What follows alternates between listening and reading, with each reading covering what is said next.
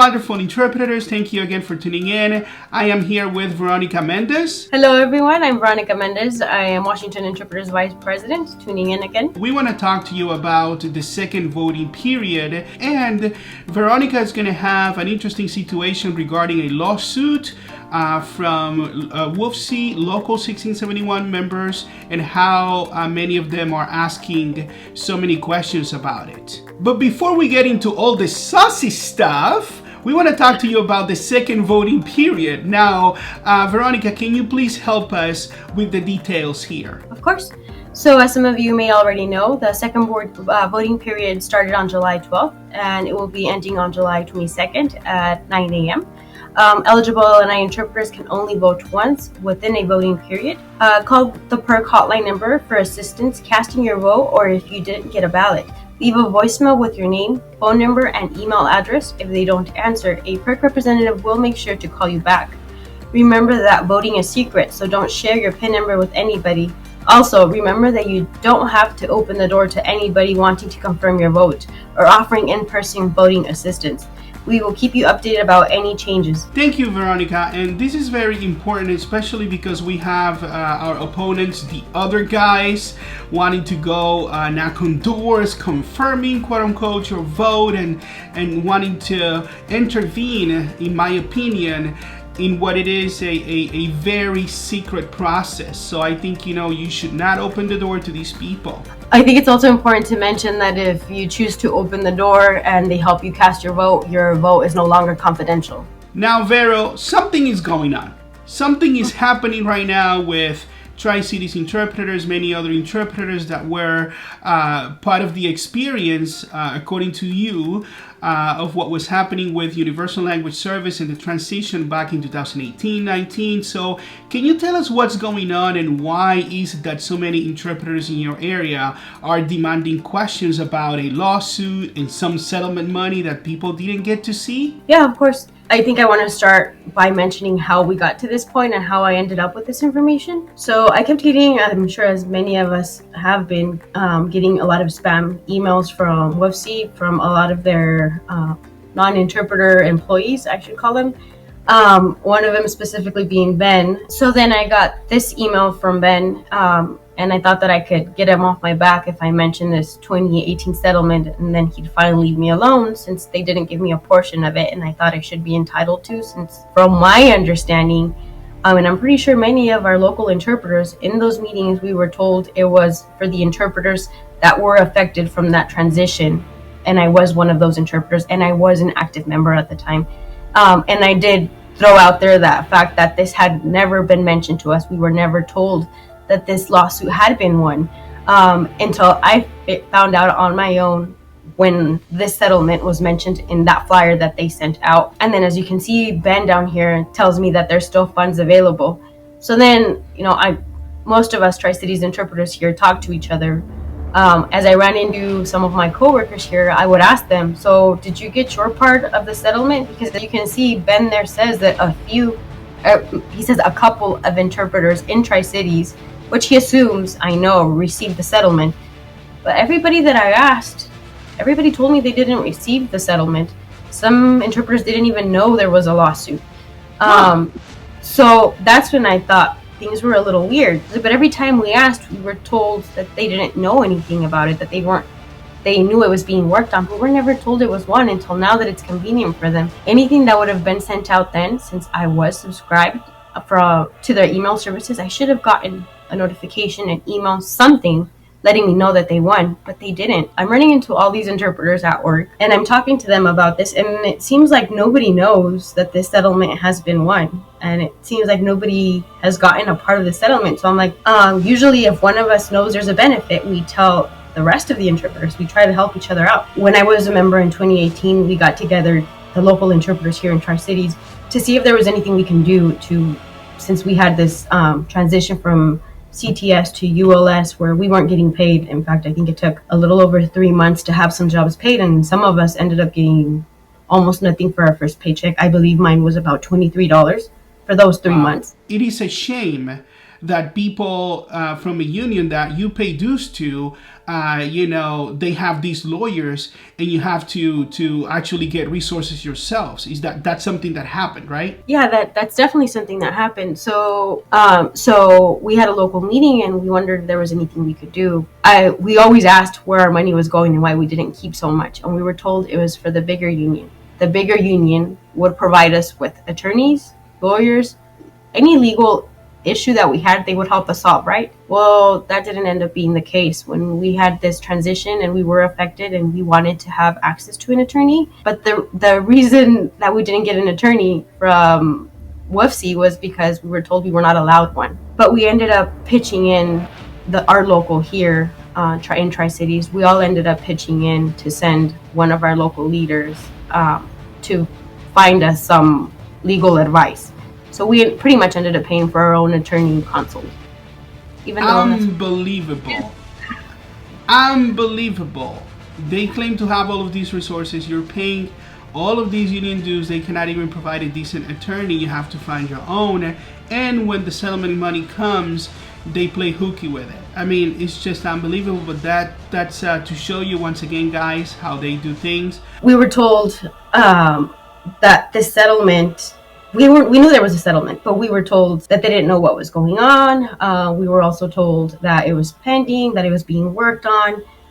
We were told so many things except what was happening with it. Well, let me ask you something, and sorry to interrupt you, Vero. So you guys never received any links? You guys never received any documents about the conclusion of that legal procedure, legal case, about what was decided, who was entitled to what money, and how was that going to be distributed? What happened to that? Nobody told us anything about it other than that it was being worked on. That was all we were ever told. Nobody actually gave us an answer whether it was one who was a part of it. As far as I was aware, and I believe the majority of my colleagues here, we were all included in this lawsuit since we were all affected. It impacted all our paychecks, not just a few. So what is it that you're doing here in 2022 to be like, okay, well, let me inform interpreters in my area? What's happening? So I decided to form a group because I did speak to one of the local 1671 leaders, and he told me that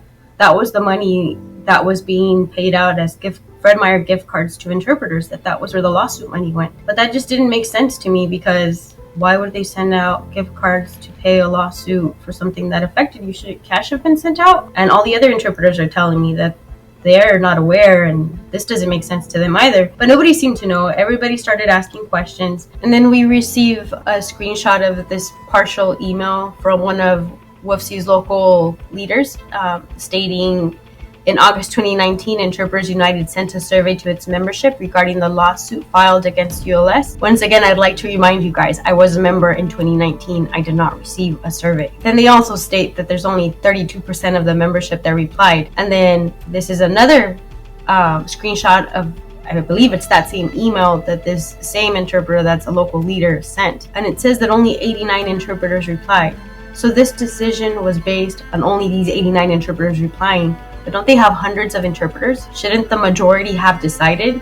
If the majority to them is those 89, that's, in my opinion, very unfair. Why didn't they reach out to the rest of us? This is why I was so upset, and I decided to reach out to everybody else, because if they're able to send out these text messages, these mass text messages, and keep harassing us, well, I feel like I'm being harassed with all these emails and all these text messages and my phone ringing, why couldn't they have reached out the same way regarding this lawsuit? It just doesn't make sense to me. That's very mind-boggling information. What is it that they did with this money? I think you were mentioning some sort of, in the conversation that we had, some sort of a grant they were talking about. Yeah, that's the grant that I was mentioning earlier, that the local interpreter that is a WFSE leader here locally told me that was how the funds were being paid out to the interpreters. But it doesn't make sense to me. Like I said, none of this makes sense to me. That was the whole reason why I decided to reach out to others. Why would you give money to interpreters that weren't affected by this? If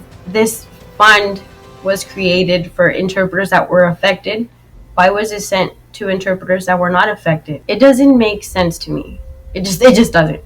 Yeah, no, none of this makes sense. And so, see, when I see this grant, it doesn't mention, at least this email, it doesn't mention how they decided to convert whatever settlement money they received from that lawsuit into a grant. These leaders, in my opinion, they don't have any concern for any interpreter, let alone interpreters in your area. No, I've also reached out to a few interpreters from different areas, not just Tri-Cities, and they're not informed about it either. You see, that's the thing, they have the Washington Federation of State Employees. They only represent like local unions. And then you have this Interpreters United local union.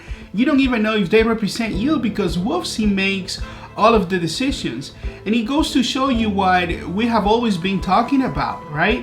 Like when you see the distribution of their dues, 68% goes to what? Council 28.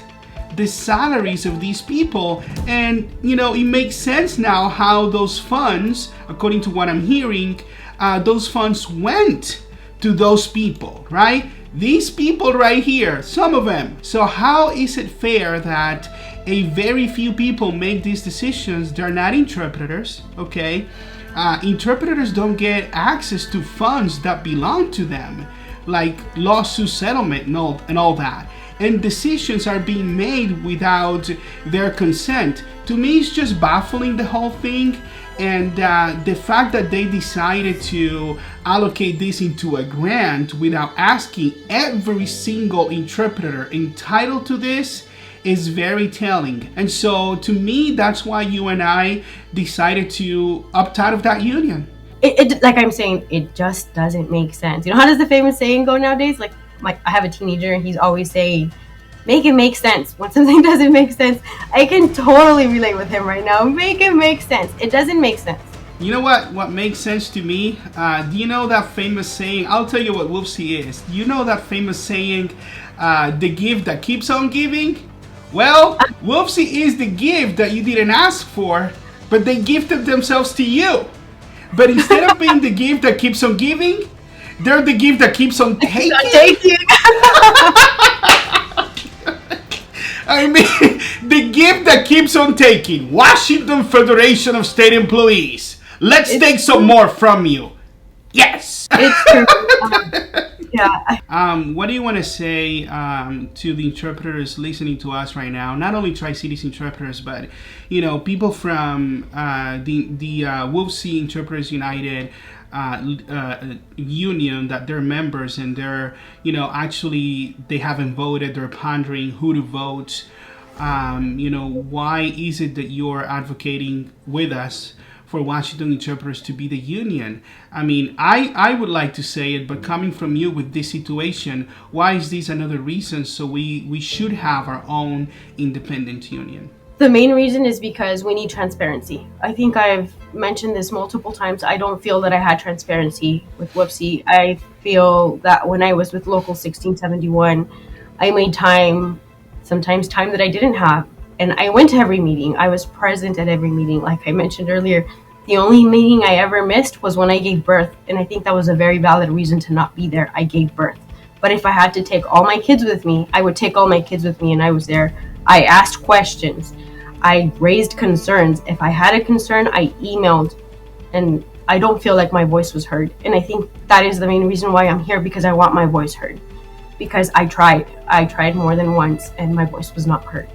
I get some flack here from interpreters in the area. They're like, oh, Juan, you were with them before. Why are you not with them now? Well, because we got to know them. We gave them a chance. Like Vera right here, she's saying, we fought. Okay, with these leaders, we were reasonable. We wanted answers. We never got answers. We wanted change. We never got change. We wanted interpreters to be considered. We never got that. We wanted transparency. We never got it. Juan, I want to say that I was very happy when, from you, I found out that we could form our own union. Because before I was like everybody else. I believed everything WFSE said. I didn't do much of my own research. And when I did is when I started opening my eyes. And I started realizing that a lot of the things that they had told us, that they had fed to us, were lies. I think that the biggest eye-opener was when you told me, do you want to join us? Because we can form another union. I didn't think twice. I was like, yeah, Juan, let's do this. I'm all in. Absolutely, and I'm with you because I didn't even know myself when I was with them that we could have our own union. I think the tipping point was when they took that organization for the LNI campaign away from us, from me and the group that was helping. And then we had the election, they did those shenanigans, and those leaders were not available to answer any questions.